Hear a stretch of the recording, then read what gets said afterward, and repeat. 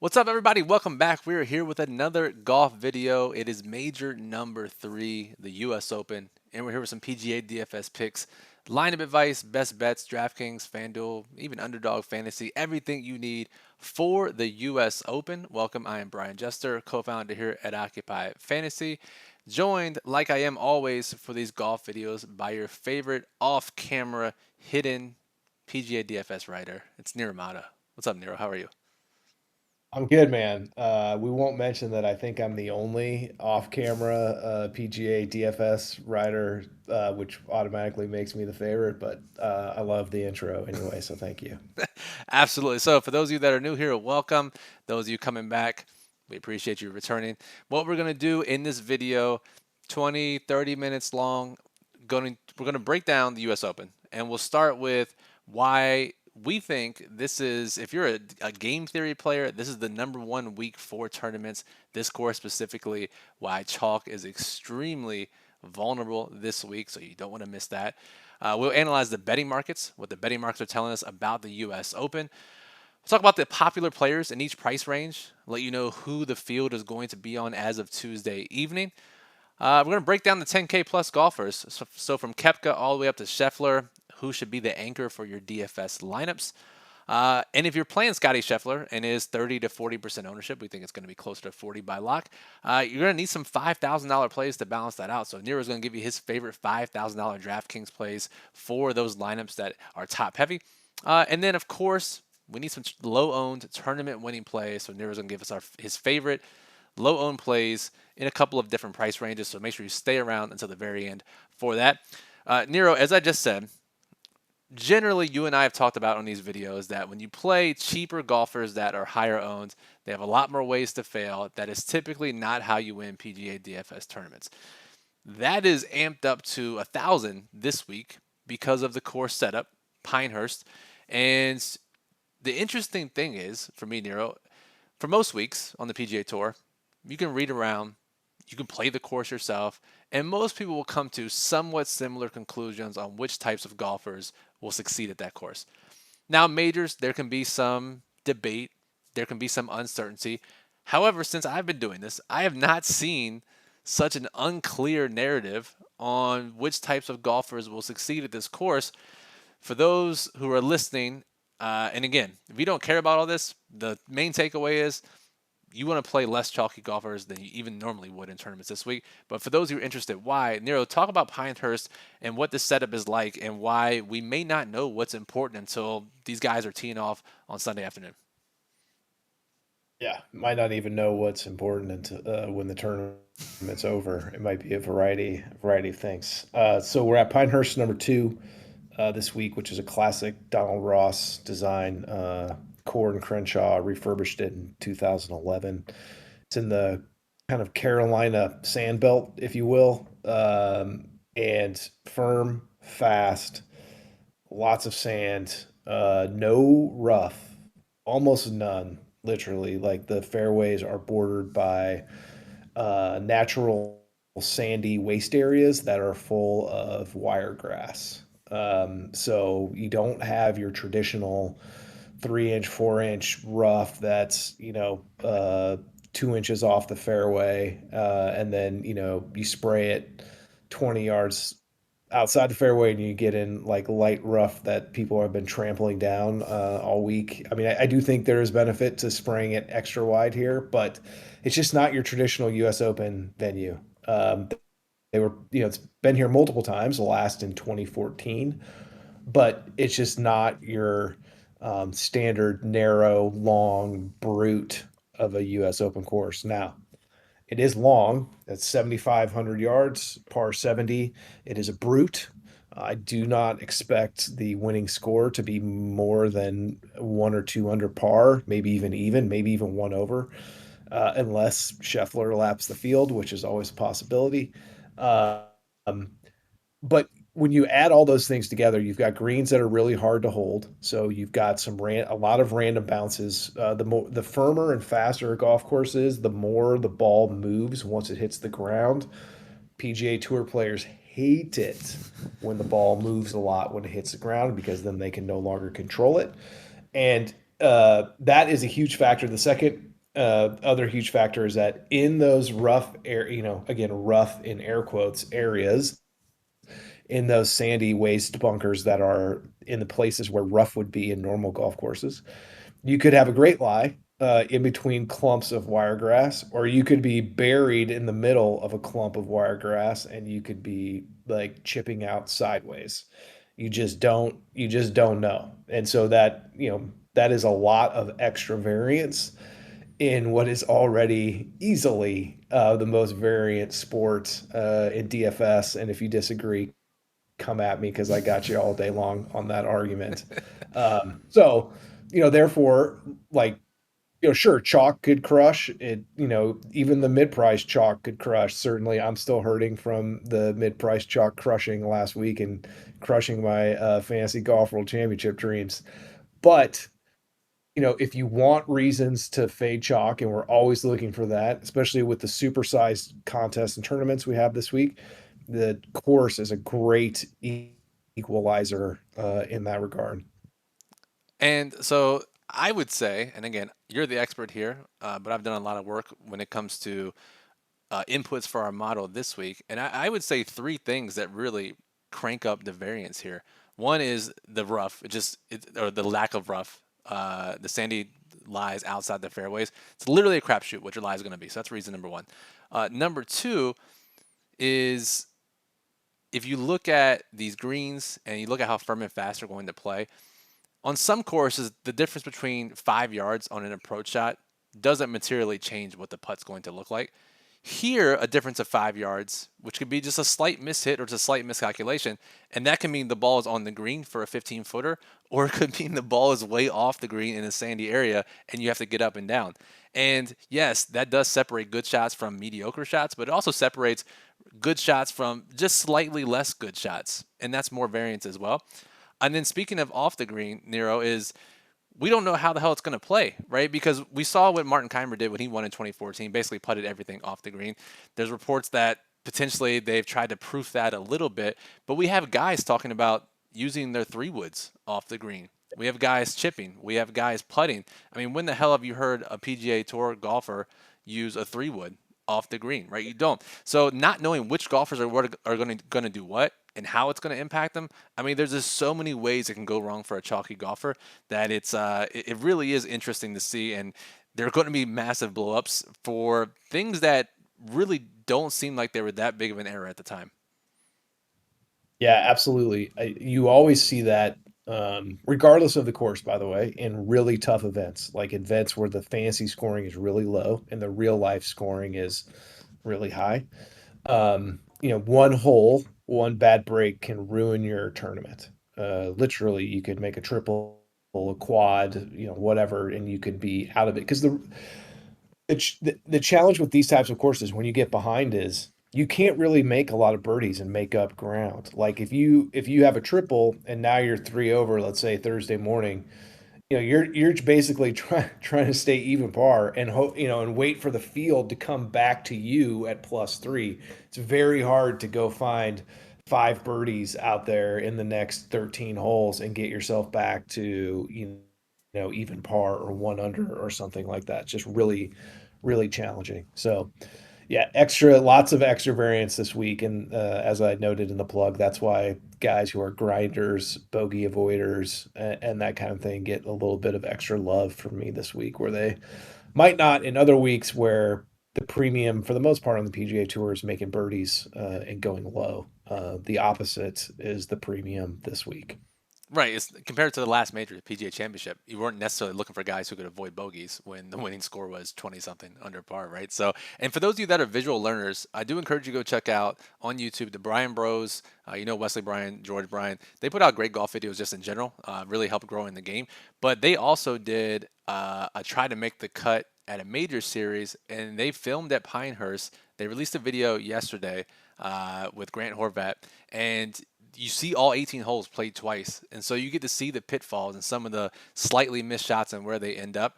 And so, for if you're a visual guy and you need to figure out, you're listening to us say this, but go watch just a couple of holes. Even you'll get an idea of what we're saying on how good shots are not necessarily rewarded in some instances. So, Nero, when it comes down to it, Is it length off the tee, accuracy, approach? What is the number one thing? Someone out there said, I need one thing to latch onto this week. What You is mean it? one thing? Yeah, I have two preferred player profiles this week. Number one, as you and I often call them, the ball striking robots, the guys who are exceptional iron players who are really good from 150 yards and beyond. You're going to have a lot of long iron approaches this week. And as we've already talked about, the landing areas are really small. So I'll take somebody like that who's really proficient in that area, even if they have weaknesses elsewhere. And then I will take the short game savants, as I like to call them, guys who can get up and down from everywhere, great putters, great wedge players, great pitchers of the golf ball, creative, like all that kind of thing. But they might not be the longest or the straightest off the tee. But usually those guys are pretty good on approach. That's part of what makes them good with their short game. So I will take that. Look, it's 7,500 yards. It's par 70. Distance is absolutely an advantage this week. It's an advantage every single week on the PGA Tour. But when the fairways are firm and fast, it doesn't, the distance guys can hit it further. Yep. But it allows the other guys back into the field in ways that they wouldn't normally be. And especially where in ways they wouldn't normally be at a traditional US Open venue where the rough is super thick and the only way you can get out of it is a really high swing speed. That does not, certainly it's an advantage this week, but it's not a necessity. And at other US Open venues, it's a necessity. Yeah, it's a big change from most U.S. Open venues. So hopefully that explains why you can avoid a lot of the chalk this week. Do not be afraid to play lower owned guys. Yes, it is scary to fade some chalky golfers. Scotty Scheffler may be excluded from this conversation, but anyone else beyond him can certainly fall victim to everything we just discussed. So now let's move on here and let's talk about who are these guys? Who are these most popular players in each price range? So Nira, I'll name the price range. You're looking at our Occupy model right now, and really quickly for those who are watching on screen, what you saw, the text, that was our daily plug. Nero writes that every single week. What you saw there was the course write up, key stats, and those are above the paywall, so you can go check that out at any time for Nero's picks and his lineup strategies for each week. That is behind the paywall at OccupyFantasy.com, so go read that if you want more info. All right, Nero, I'll name the price range. You tell me who the most popular one or two guys are, and just maybe a word or two on whether or not their chalk is warranted. So 10K plus, and I guess we could probably break this up into two ranges, Scotty Scheffler and then the other 10K guys. Yeah, the 10K plus Scheffler number one for ownership, and Xander I think will be the second most owned. Everyone in the 10K plus except for maybe Bryson should be above 15%, but as we mentioned, Scotty probably pushing 40% by the time we hit lock. Scheffler, absolute cyborg. He's playing just somewhere marginally below peak Tiger Woods golf at the moment, which is absolutely insane. Never thought I'd see somebody do that. The course is perfect for him. Like, just, he's the most accurate iron player in the game, and his chipping and pitching game is outstanding. He might be, top three for that. Like, the course is just perfect for him. So he's a really tough fade. Schauffele, I think I'd be more okay being under on Xander. His irons and long game were a little off last week at the Memorial. He did win PGA, so the major monkey is off his back. Perhaps you get a little lapse in focus there. Not that he doesn't, he's Xander Schauffele. He's very, very good. I believe he's the number one player in the model. He is with a 96 plus OF index. But I think there are reasons for large tournaments where you can be underneath him. Fair enough. All right, so I'm going to ask you this tough question. I ask this question to Jake on our MMA streams every Friday or Saturday. A very tough question that, in actuality, you would probably never make this decision. You're making 150 lineups for the Millionaire Maker, $15. Your only options are 0% Scheffler or 100% Scheffler. What are you doing? Man, that's so good. So good. I think, my first reaction would be to just say to lock him and get different elsewhere. We do that in so many other DFS sports. The one reason why my answer is going to be to not lock him, and why if you forced me to do that, I would actually take 0 Scheffler, is number one, I'm trying to, in that contest, protect particularly, I am trying to beat what's my total? Yeah. 235,000 entries. Let's assume Scheffler's on half of them. So my path to winning that way is exceptionally crowded. And the one dynamic that you and I have certainly noticed in the last, handful of majors, especially the ones involving Scheffler, you can beat Scotty Scheffler in lineups even when he wins a major with lineups that don't contain Scheffler. And the way you do it is because so many of those 9K, 8K guys that get ignored by the people who take Scheffler, and then a bunch of guys in the 7Ks, or they take Scheffler plus one other high price guy, and then the rest of the guys in the sevens and sixes is, those guys stuff themselves all over the top 10 on the leaderboard, and only lineups that don't have Scheffler could get like four of those guys in there. We've seen it in multiple majors over the last like 2 to 3 years, and you can beat him that way, and that way is less crowded. So I would, if you forced me to make that choice, I would take zero Scheffler. Just so I'm clear for transparency's sake, I will not have zero Scheffler this week, just so we're clear. If you force me to choose, that's what I would do. Totally fair. Totally fair. Now, 13K, that possibility comes into play. Just need him not to turn into 2014 Martin Keimer, apparently. Yes. So yeah, it is Yeah, your possible. only way you lose in that one, is you and I've talked about, is if he laps the field. Yeah. If he laps the field and he scores the fantasy equivalent of like 1.5 golfers, Yeah. you're gonna have a really hard time beating him. Even if you're got four upper price guys that find their way into the top 10. Absolutely. All right. Looking at the 9K range, Morikawa likely sticks out to me as the most popular golfer. Do you disagree there? Nope, Morikawa will be the most owned. He makes a ton of sense. I think for cash games, low risk. I mean, you can almost just lock Scheffler or Morikawa and figure out your lineup from there. Like, they're really hard to get away from. I think they'll be the most popular two pair combo in large field also. But again, when you're trying to beat 235,000 entries, there's obviously plenty of reasons to not start your lineups that way then with Scheffler and Morikawa. Yeah, exactly. And just if you're fading Scheffler, you're basically hoping he doesn't get top three, right? And Yeah. but he does have the safety where it's like if Scheffler has a bad week, he's on this course, he's probably finishing like T12 or T15, like an absolute terrible Yeah, week. Whereas like really hard to see him if out of the someone top else has a 20. bad week, Nero, that's a miscut probably. Yes, the proverbial missed cut equity, in Scotty is basically non-existent. In other top players, it does exist because they do miss cuts on occasionally. But not only does Scotty seemingly not miss cuts, like he almost never finishes outside the top 20. So, his floor is just so high in comparison to the other golfers. Must be nice. Hit a golf ball like that. All right. Eight Oh, God. 8K range. Hideki up to Justin Thomas. Who is going to be popular in that range? I think Hideki is going to win the ownership battle in that range, and I think Tommy Fleetwood is going to be second.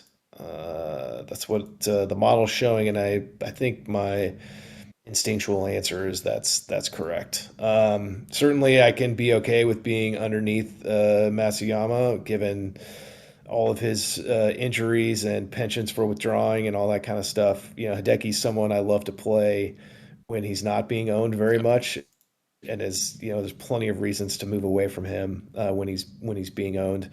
Fleetwood's a great fit, great price, a lot of really good things in his favor. I mean, 15% if he ends up there, 14%, whatever. Like, that's not ridiculous ownership, really. I would be okay to play him and include him. But there are certainly very good players right around them that are getting only half of that ownership, that make a lot of sense for tournaments. Exactly. All right. Now, this is where we get to true chalk fading range, 7K and below. Who are the values that optimizers are going to jam, that people who are just looking at betting odds? What is our ownership telling us for 7K and above? So that's all. That's Justin Rose and Fowler all the way up to Jordan Spieth at 7,900. Who are the potential lineup busters from this group? I think the most popular play in this group is going to be Sung Jae. And he's 7,100. I think he's going to be the most owned of anyone in the 7K range. Second most owned, maybe Thigala, um, maybe Ben On. Not 100% sure there, but I think those three will be your three most popular plays in the 7K range, if I had to guess. Do you think, really You know, quickly, do you think 6K guys, the highest owned 6K guy will be higher owned than the highest owned 7K guy because of the Scheffler effect? yes, I think so. In the ownership waterfall, as I like to call it sometimes, I think reflects that. 'Cause I think Henley and Noren, who are both 6,900, will be higher owned than any of the 7K golfers. Won't be by much. I think Sung Jae will be, real close to them, but I think Henley and Noren will be more owned than anyone in the 7K range. Fair enough. And then anybody 6K, 6,500 or below, 5K even, these guys won't get 15 or 20%. Maybe Straka, I don't know, but these Straka guys, is I would say Straka will get 15%. He might even climb over that. I mean, he's clearly mispriced given his odds. Just a very simple analysis of his betting odds will tell you that he's pretty sizably mispriced. And if you look at his recent results, I mean, get out of here. Fifth, miscut, eighth, 11th, fifth. I mean, that takes you all the way back to the Masters where he was 16th. So you go from the Memorial to the Masters, and he's finished fifth, missed cut, eighth, 11th, fifth, and then 16th at the Masters. I mean, and he's 60, what, $100? 65. 65, $6,500. Just get out of here. He's a guy that's going to be like 40% in high stakes, smaller contests. Bingo. If you are playing high stakes, certainly I think Straka is fadeable because he's Sepp Straka. He's playing great, but he's not Rory McIlroy all of a sudden. He could easily miss a cut. Maybe not easily, but missing cut is well within his range of outcomes. And he will be an exceptionally popular model amongst the sharp crowd. So if you're playing in the 888 on DK, if you have a Mega Millie ticket, I agree with you, Brian. I think he could touch like 40%, like insane ownership levels in those types of contests.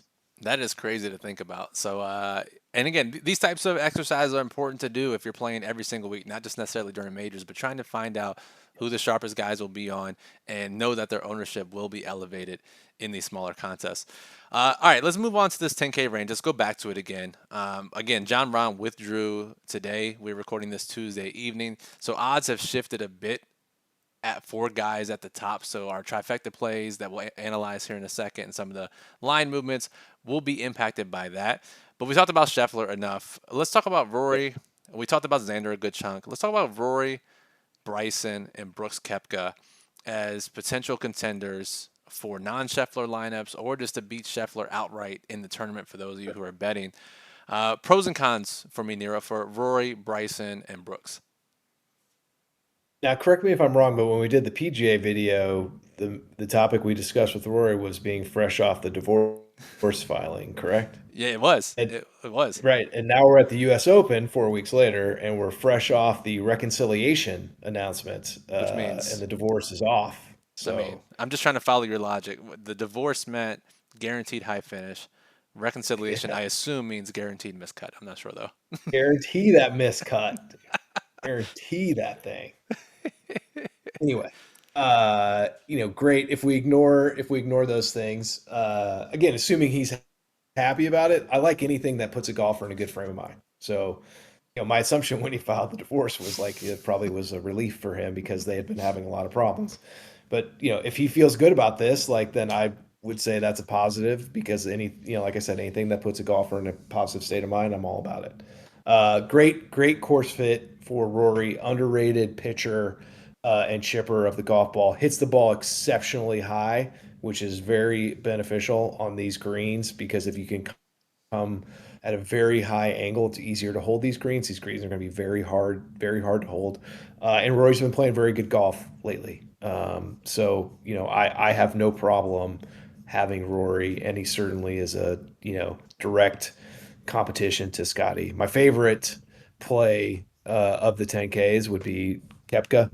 I expect this thing to be just an absolute grind fest. Like I said, even par, -1, +1, something like that probably wins it. That's Kepka's favorite kind of golf. It's a very good course fit for him. And so I think it's great. I've given my opinion on Xander already. DeChambeau's interesting. I mean, he's certainly, what you would call polarizing, I suppose, because he's such a bomber. But he's been playing great lately. He played great at the Masters. Well, great in the first round, and then kind of held on from there. Um, I, the creativity thing here gets me a little bit with him. I will have some Bryson. He's going to be the lowest owned of the 10K plus guys. So, I'm probably going to end up like matching the field on Bryson somewhere in that area. I don't feel super strongly that like this. I would much prefer Bryson in a traditional U.S. Open Yep. venue in the Northeast with 5-inch ryegrass rough and rock hard greens and super narrow fairways that no one's going to be able to hit. Give me Bryson all day.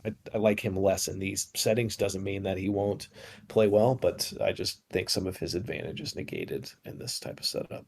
And the ownership reflects that, so you're getting that Yeah, ownership discount because of that. sure. So, all right, moving on. Let's talk about some betting market moves here. Now, again, you saw the daily plug on screen a little earlier. Nirmata comes in on Wednesday afternoons, provides the Wednesday update, which gives all the betting market moves up to that point. Some updated ownership thoughts, some updated weather thoughts. Our mid-afternoon trifecta plays. Trifecta plays are where a golfer's odds to win have improved at all of the sports books that we track, and typically that means pretty good things for that golfer. You look at Robert McIntyre just 2 weeks ago, 2 weeks ago, 3 weeks ago, whenever it was. He won. He was on the trifecta list, and it's very important to recognize who's on this list. However, Nero, this week, because of John Rahm's withdrawal mid-week, we get some movement on guys like Rory and Scheffler and Ludwig Oberg that don't necessarily reflect that these sharp groups are on them. It's more just a reconciliation of where the odds should be post Rom. So, speak on that, or maybe any other notable move you've seen early in the week so far. Now, I know these markets have been up for a while. Our model and our trifecta plays are tracking moves as of Monday morning, so just a different time frame here. Just curious to get your thoughts on the betting markets as it's shaped up through a couple of days. Yeah, I don't like the moves on Scheffler and Rory. I'm not, I don't take those too seriously. I think that's absolutely a reflection of Rom withdrawing more than anything else. Um, I've seen some money come in on Thigala, some pretty sizable move on Pinnacle and on Chris. Good, probably a pretty good course fit. Maybe not the most accurate with the driver, but very good, creative, short game. Likes to move the ball both directions. Has been hitting his irons well. Has been playing pretty well. Um, Saw money come in on Sung J M and Corey Connors on Pinnacle. Decent moves on both of them. Both of those two obviously ball striking robots, as we like to say. So that I don't think is surprising to see that profile get pushed.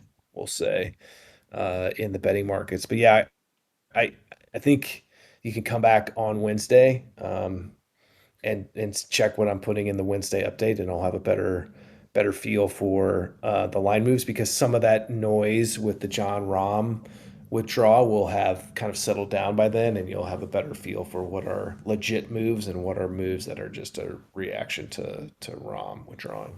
Because moves were all over the place today when I was looking and re-pulling the data feeds. And yeah, I think Yes. Wednesday will be more important to check that. And being in our Discord server, occupyfantasy.com/Discord, link is in the description. Wednesday evenings, every time we put the final trifecta plays in there, so you won't do not want to miss that tomorrow night. I mentioned Oberg as on the trifecta list, and Nero, I haven't heard much about him this week, but we talk about ball striking robots. We talk about driving it long and straight. We talk about great approach. Hasn't played here before, but that didn't stop him at the Masters. But Oberg, Yeah. what are your thoughts this week? I know he had the knee issue and there was some concern about that, but it really hasn't affected his performance too much outside of the missed cut at the PGA. Yeah, I wrote, if you're an Occupy member, you know that I wrote him up last week at the Memorial. Always look to play.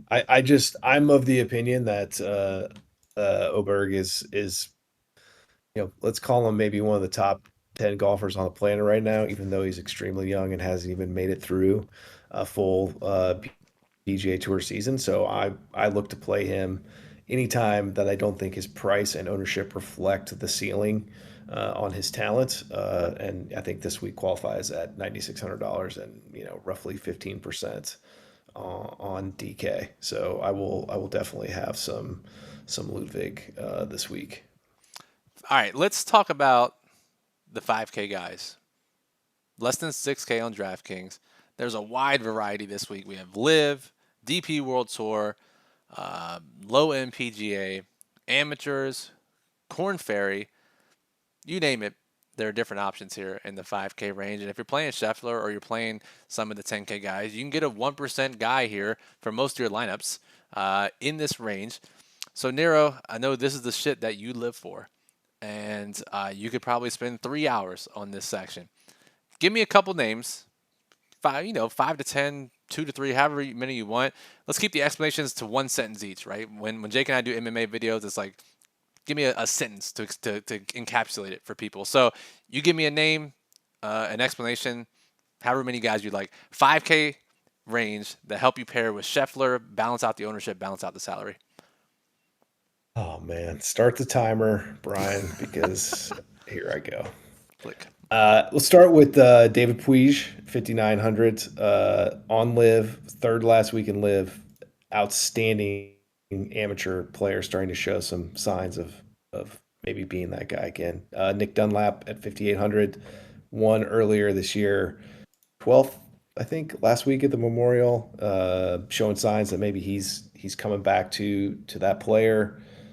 As we keep scrolling down here, Tim Viding at 5,600, Corn Ferry, stud. The one that caught my eye, Hoshino at 55, Ryukyu Hoshino at 5,500. The model seems to love him, and when the model loves players that I don't know much about, I always star those guys and make sure I throw them in my player pool. Frankie Zappin at 5,400, Enrico Hoey at 5,400, and Gordon Sargent at 5,400. Could throw in Benjamin James at 5,400 also. Sargent and James, amateur stud. Sargent, probably the best amateur player in the world right now. And if he was playing on the PGA Tour week in, week out, would probably be 7K or something. Sappin at 5,400, Corn Ferry stud. Man, How low are Robert we going Rock, here, hard to dude? believe. How low are we going And here? I'm almost finished. I'm almost finished. Robert Rock, I didn't even realize still played professional golf at $5,400. Do not play him. Uh, if I had one more to say, it would be Isaiah Salinda at $5,200. So playing very well on the Corn Ferry Tour, was a absolute stud in college. Similar ish to the Morikawas and Hovlands and those guys. He kind of got screwed over by COVID when he was coming out as a pro. If you remember, all those guys didn't get status coming out of that COVID year, and he basically got stuck on mini tours and stuff. But he finally got his way up to the Corn Ferry, starting to have some very good results on the Corn Ferry Tour. Someone I would expect to play on the PGA Tour for a long time, and he's $5,200. I mean, obviously easily could miss the cut, but very underpriced for his talent ceiling. And just for people that may not know how all these different guys got into this tournament, uh, maybe an explanation of how some of these guys qualify, because you have the PGA, you have uh, former winners, different major winners, but there's this crazy qualifying circuit that is extremely grueling. That, I mean, you had guys like Sergio Garcia that were at open qualifying for this tournament. Yes.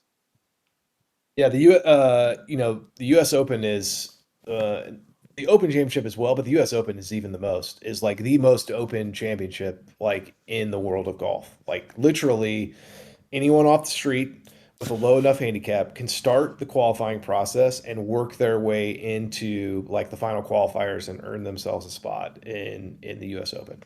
So, there are a number of qualifying events that lead up to the Monday after the Canadian Open. There are they call it the longest day in golf. There are, probably 20 different qualifying events, and they give a number of entries to the U.S. Open based on the field strength in each of those events. So some of them might only give two or three entries. Some of them will give like 10. because those will be full of like PGA Tour and Live guys. So that allows these Corn Ferry guys or mini tour grinders or guys like Robert Rock, who I wasn't even aware still played professional golf, to find their way into the US Open because they go through qualifying and they, finish high enough in a number of consecutive qualifying events and they get themselves a spot in the US Open. The other half of the field is your regular PGA Tour criterias of like where are you in the world golf rankings, and you get exemptions for winning tournaments and all that kind of stuff. That fills up about half the field. The other half of the field is filled up with the open qualifying And I would say positions. if you're interested in the 5K guys, just go on their the US Open has links of Yes. how each guy qualified, and just see. You can see if it's an amateur, a no namer, or you can see if they came from Corn Ferry, came from the DP World Tour, came from Live, and generally their status on a different tour can help you make some decisions. So, all right, we're gonna close out the show here with our favorite low owned plays that we'll say sub 5%, because there's so many guys to choose from. I think it's very easy to pick some low owned guys to help you win. And as we say, every tournament, you need it even more when there are 235,000 entries. Every time there's a GPP winner, we see a sub 10% golfer, normally two, and usually see at least one golfer under 5% owned. I would be utterly shocked if we don't see it for this US Open. Before we get to this list, make sure you are subscribed to the channel here on YouTube. It is free to do so. Supports the show, allows us to do more shows, and you'll get notified when we do the next golf major video. And give us a thumbs up if you like what you've seen so far. Another free way to support. So, Nero, I'm just gonna throw it back to you. A couple guys. You can go price range. You can go nationality. However you want to decide. Who are some low owned guys you like? Yeah, so let's first take a quick look at the upper end of the price range. We have a number of guys that are slated for single digit ownership right now. A couple who are close to that mythical 5%. One of my favorites would be Dustin Johnson at $7,400 and projected for 6% ownership. I get it. He's not the same DJ, but he did win on Live like 3 months ago, so he can't be that far off. And I think two of his last four Live starts have been top tens. And he's $7,400 and 5% ownership. Like seriously. So in the upper price ranges, he would be one of my favorites. Max Homa also in that 8K range, probably going to be around 5, 6, maybe 7% owned for $8,600. Again, seems on the surface seems ridiculous.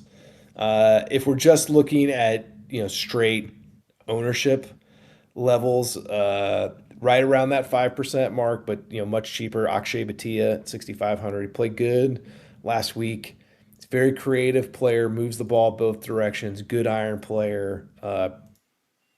Good enough short game to contend here. Thomas Dietrich, probably 2 or 3% ownership, 6,700. Austin Eckroat, another at that 2 to 3% ownership and $6,700, who could be a very good course fit. And then find one more that I haven't mentioned yet. I think it did this one at the PGA too, but Adrian Meronk at 6,300. Now he sucked at the PGA. What did he shoot 80 and then something else? I don't know. Whatever he was, it was terrible.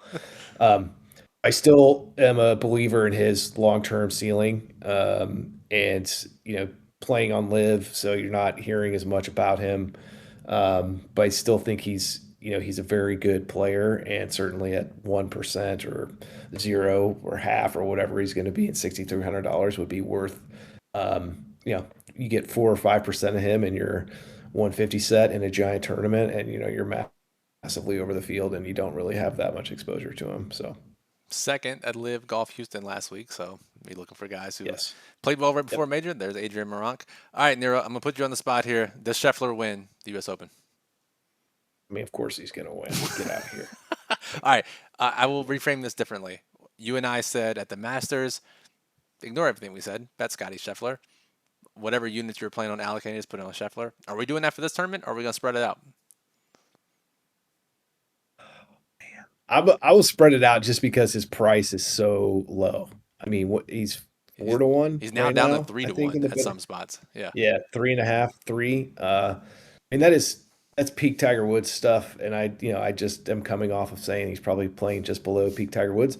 But the nice thing about that is, when somebody is that low, you are catching a lot of extra value for the rest of those guys that are up at the top. That maybe would normally be 14% or 14 to 1, excuse me, and now they're 18 to 1, 19 to 1, just because Scheffler's 3 to 1. So it is actually a very good week to bet some of those other guys, because you are getting compensated for the fact that Scheffler is sucking a lot of value out of the betting market. But if you're going to ask me who's going to win, he's going to win. I just can't. I'm tired of going against him and watching him just absolutely annihilate me. And he's a robot, man. He's not human. I He's don't not. understand it. He He's just not. doesn't seem like he's human when he plays golf. All right, just two final questions here. If it's not Scheffler, you mentioned. I mean, I'll just whisper it. If you're not going to bet Scheffler, but you talked about the value and other top guys, it's Brooks Koepka, right? It's got to be Brooks. Yeah, he's my favorite one. And by the way, I think if you get the two of them in a Sunday afternoon pairing in the final group, Kepka is the one guy who would absolutely relish that situation. Yes. He wouldn't be afraid. He wouldn't be. He would just want to kill him. Like, and you know, that's woo woo and soft stuff, and no math, no stats there. But that's the kind of guy Kepka is, and so I would actually like to have Kepka in that situation, because I know Final. he'd go right at him. He would go right at him, and that's what you want when you have that kind of bet Yep. on the line. All right, who is the cheapest or the biggest odds player that would be a shock to most to win this event that you wouldn't be shocked at? Who's the furthest down the board you could see that I could realistically envision them winning the U.S. Open at this venue? Man. I mean, how many of those guys have I already talked about today? Let's see. We can do a rerun here. It doesn't matter. You don't have to pick someone else. It just could be someone that you think that, yep, this guy has enough to do it at this venue against Scheffler and these other studs. Here's the thing. Yeah, Think on it, yeah, Nero. I'm going to do this quick promo. You guys stick around. It's a okay. Nero's pick. If you want all the tools we've talked about, you want the extra edge in PGA DFS. There are a lot of sites out there giving info. I encourage you to check us out. Our Occupy model ranks every golfer. FanDuel and DraftKings uses data from every tour. Live, DP World Tour, Corn Ferry Tour, has some data on the amateur guys. You're not going to find that in other models. So check out our Occupy model. Has projected ownership that is updated frequently, and we'll have a final update Wednesday evening with the most accurate PGA DFS ownership you can find. Our lineup builder allows you to build up to 300 PGA DFS lineups using those model values, using our ownership, using the rules that we've talked about. And our daily plug is a complete roadmap to the slate, gives you a high level from the top down how to approach it that Nero Model writes every week. You don't want to miss it. So go check that out. All those links are in the description, by the way. So Nero, give me some time. What's your answer here?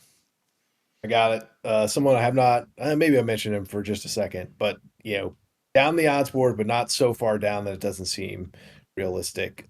Corey Connors, 70 to 1, the epitome of the ball striking robots, someone who could just ball strike his way to a US Open title, and who has played exceptionally well on tough golf courses and in majors over the last 6 or 7 years. Number of top 15 finishes in those types of events. All right. Nero, that's why he is on staff. I threw a lot of curveballs at him that we were not expecting during the show. Handled them all like a pro. So, Nero, I appreciate your time and your expertise breaking down the U.S. Open. Best of luck to you and your bets and your DFS lineups. Best of luck to everyone out there watching and still listening. If you have any questions, you can comment on the video. I'll monitor the channel through Wednesday evening. Our Discord server is the best way to reach both of us and chat with other members of our community. Sweat the cutout with us on Friday. I know I'll be in there doing that. So, for Nero, I'm Brian. Thanks for listening, and good luck and enjoy the U.S. Open.